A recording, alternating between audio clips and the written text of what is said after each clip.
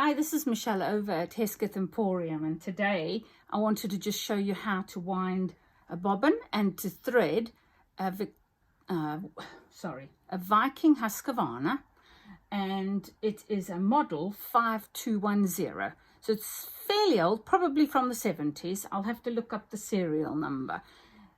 She is in okay condition. The bobbin case was extremely rusted. I've had to replace that, and you can see from this bobbin over here, she's not in the best of conditions, and I would generally not use that because it'll rub inside. So I'm going to have to replace that. Only thing I've got to replace it from a donor machine is a plastic bobbin. So I'm going to use this plastic bobbin here. Now, if you zoom in down here, I'm going to just show you something. Don't be tempted to put different color threads on top of each other. They will get tangled, and sometimes even if you just want a little bit of bobbin, just wind a bit on rather than overlaying them to each other. So I'm going to pull this off because I don't know how old this thread is, and it may be it could be any type of thread which may not be suitable for the machine. So we strip that off, and we start by placing our bobbin onto the side of this machine. It's got a little spindle over here. You pop that onto there. Gutermann thread, my favorite thread. That goes onto the post above there. And just behind here, if you look back here, there's a little clip that we are going to clip our thread under. Then it comes round this spindle here and wind it onto the bobbin a couple of times. Now, if you're not sure which way it spins, sometimes you get it the wrong way around. So just keep an eye on that. This one goes over the top and under. Some machines go the other way around. So you just want to get it going. And as soon as it's started, you can clip this thread off. You don't want to clip it off too early, otherwise you'll just get a real mess of thread. Now snip that off, and you can start your winding. I put my finger onto the top of the spool because otherwise it rattles around. By the way, it does help if you keep your little felt pads that come with your machine on there. And if you don't have any, I crochet these tiny little ones which I give to everybody that I gift a machine to. And it really does help to stop that whole rattling motion.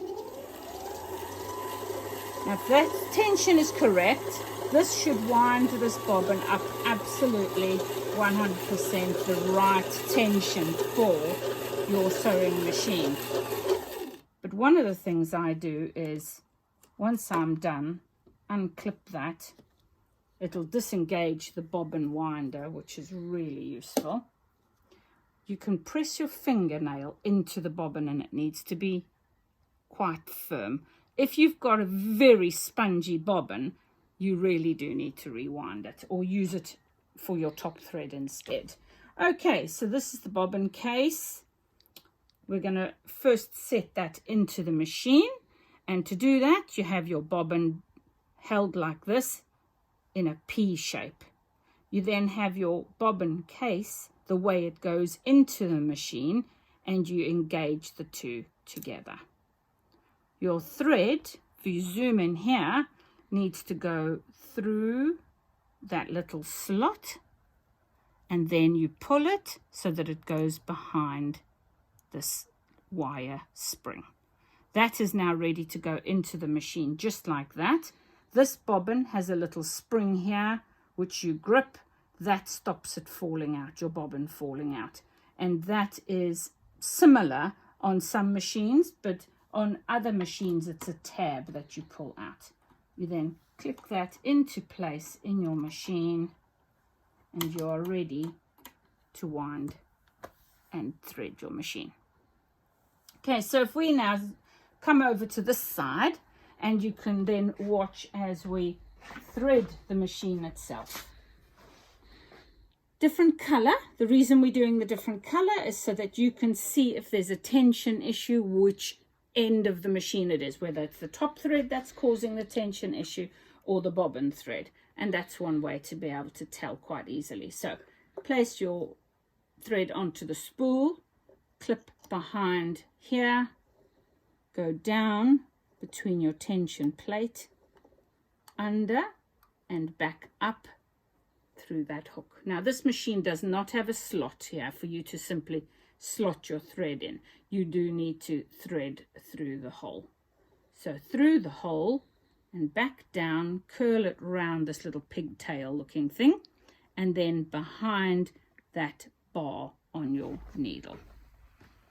At this point you can lower your presser foot, which will hold your tension tight, because that's what the presser foot does. It actually engages the tension.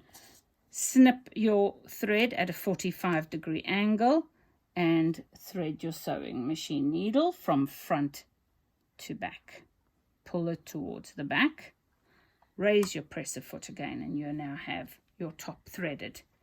To get the bobbin thread up, you hold this very gently. Zoom in onto this, please. And you use your hand wheel, turn it towards you, keep going, gently pulling as you go. You'll suddenly feel tension on it, and you gently pull, and that will now raise your bobbin thread up to the top.